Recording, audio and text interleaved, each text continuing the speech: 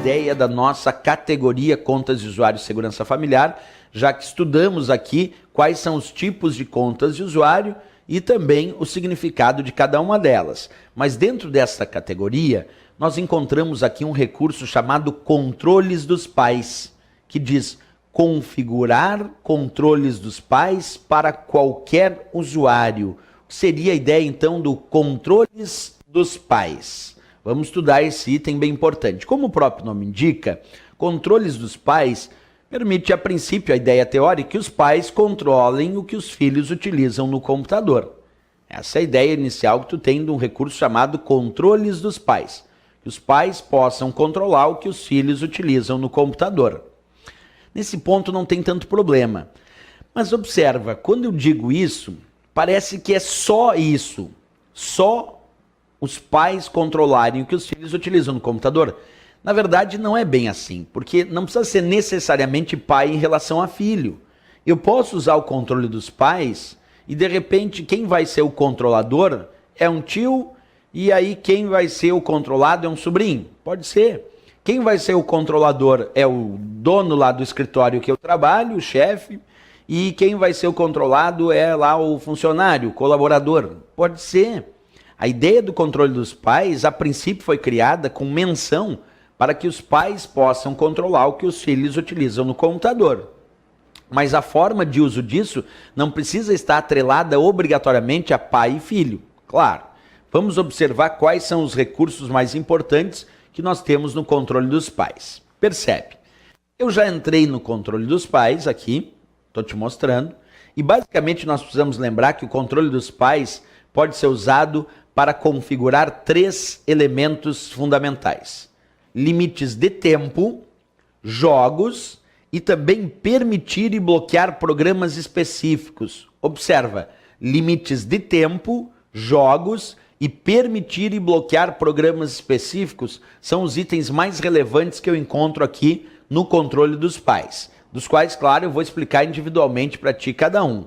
Percebe que no meu caso, como eu quero controlar através do controle dos pais, limites de tempo, jogos e permitir alguns programas, ou até bloquear alguns programas, no meu caso está desativado. Então eu vou acessar aqui uma conta de usuário da qual eu quero controlar, eu como administrador quero controlar o controle dos pais para a conta usuário padrão. E aí está desativado, observa, para limites de tempo, para classificação de jogos e para limites de programa. Desativado. Eu vou ativar e vou configurar. Vou começar essa ativação por limites de tempo, que, como o próprio nome diz, pode limitar o tempo que alguém vai utilizar o computador. Então eu, como pai, estou preocupado com o tempo que o meu filho utiliza o computador. E eu quero indicar que ele só pode usar o computador de tal hora até tal hora na segunda-feira. Na terça-feira, o horário é outro, de tal hora até tal hora. Como é que eu vou fazer isso na prática? Bem, vamos acompanhar comigo então. Quando eu clicar aqui em limites de tempo, surge uma grade de horário como essa que tu está enxergando, que diz: controlar quando Caroline usará o computador. Clique e arraste as horas que deseja bloquear ou permitir. E ali vem uma grade de 0 hora até 24 horas. E domingo até sábado, com 7 dias da semana. Quando eu for clicando e arrastando, ou simplesmente clicando nessas posições, onde ficar azul é considerado horário bloqueado. Onde ficar em branco é considerado horário permitido. E aí tu vai definindo quais são os horários que no teu caso, no meu caso específico, claro, a minha filha pode utilizar ou não o computador, porque eu vou usando o controle dos pais para definir limites de tempo. E olha como é simples, basta clicar e arrastar. Onde for ficando em azul é horário dito bloqueado. Onde for ficando em branco é horário permitido. E aí tu pode então utilizar esse recurso para limitar o tempo de utilização do teu filho no computador. Essa é uma primeira hipótese. A segunda hipótese de usar o controle dos pais é em relação a jogos, ao uso e restrição de jogo. Nessa ideia, aqui aparece dizendo assim, ó, permitir jogo sem classificação. Uma outra opção, bloquear jogo sem classificação.